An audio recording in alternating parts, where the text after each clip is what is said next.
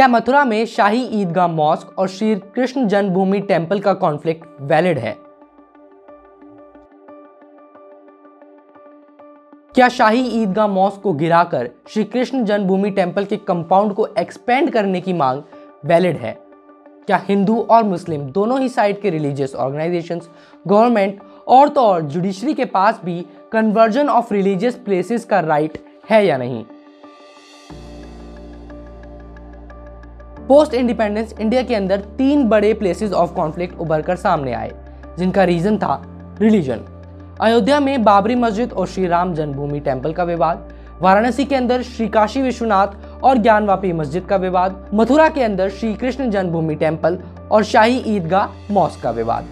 साल 2019 में supreme court के वर्डिक्ट के साथ साथ अयोध्या का बाबरी मस्जिद और श्री राम जन्मभूमि टेम्पल कॉन्फ्लिक्ट तो सॉल्व हो गया, लेकिन वाराणसी और मथुरा में कॉन्फ्लिक्ट अभी भी जारी है।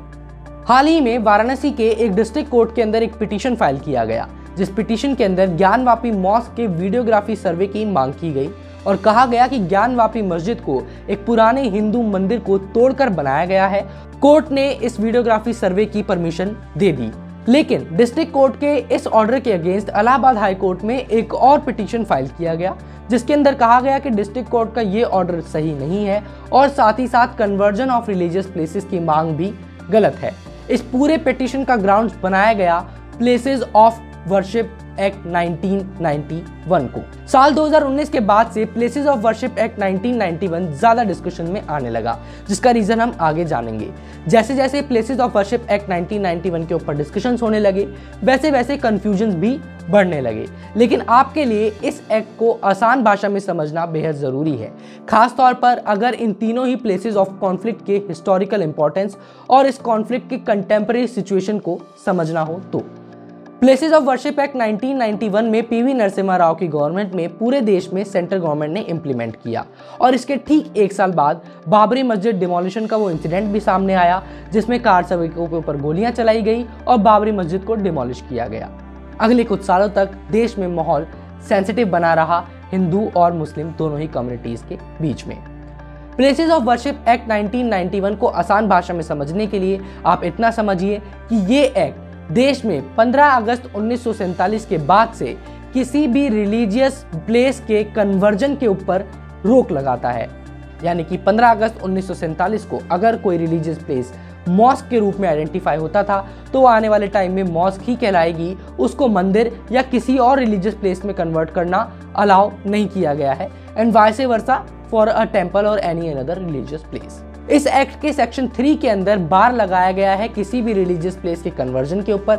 साथ ही साथ सेक्शन 4 क्लॉज 2 इस एक्ट का ये मेंशन करता है कि 15 अगस्त 1947 के बाद किसी भी रिलीजियस प्लेस के कन्वर्जन के रिगार्डिंग किसी भी तरह की लीगल प्रोसीडिंग को रोक दिया जाएगा और नई कोई भी लीगल प्रोसीडिंग एंटरटेन नहीं की जाएगी।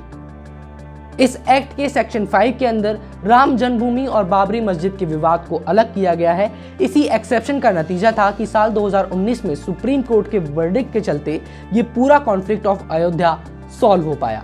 सुप्रीम कोर्ट ने अपने इस वर्डिक्ट के अंदर प्लेसेस ऑफ वर्शिप एक्ट 1991 के ऊपर भी एक ऑब्जर्वेशन दिया और सुप्रीम कोर्ट ने कहा कि ये एक्ट कॉन्स्टिट्यूशनली वैलिड है और basic structure of Indian constitution को अपहोल्ड करता है, सेक्युलरिज्म को भी अपहोल्ड करता है। लेकिन अब इस एक्ट को मल्टीपल पिटीशंस द्वारा चैलेंज किया जा रहा है। One of the most important challenge है वो ये है कि इस एक्ट के अंदर सरकार ने लोगों से राइट टू रेमेडी को अवेल करने का एक अपॉर्चुनिटी छीन ली है।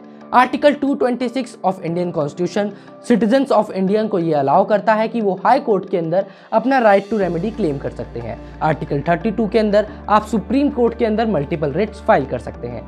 लेकिन इस एक्ट के मुताबिक illegal encroachment of a religious place को अब आप अवेल नहीं कर सकते हैं, उसके अगेंस्ट आप सुप्रीम कोर्ट या हाई कोर्ट में कोई भी रेमेडी क्लेम नहीं कर सकते हैं।